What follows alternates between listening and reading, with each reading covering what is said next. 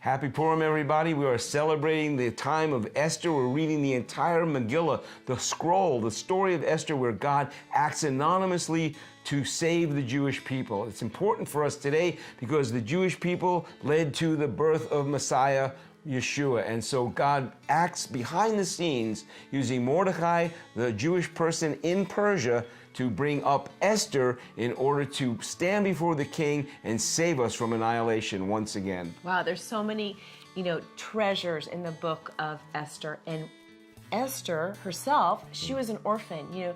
She couldn't control where she came from, but she could cooperate with God for her future and for the future of the Jewish people. Yeah, isn't that a lesson for us, that we don't always control where we've come from, but God has a destiny and a purpose for each of us. And Esther's a beautiful picture of that. She came from total obscurity, right, and yet God raised her up to be at the forefront, the center of the preservation of the entire Jewish people.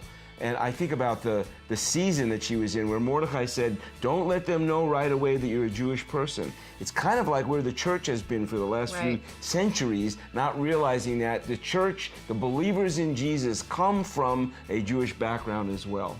Yeah, but there came a point in time where she had to go before the king and take the stand on the behalf of the people, or Haman would have his way. That's right. There would have been complete annihilation. The annihilation of the Jews would mean no Jesus, no salvation. So God, doing what he can do, brings her into the king, and when the time is right, she says, avaditi, avaditi. If I perish, I perish, but I'm going to stand for what God is standing for. And I think that's a word for us today.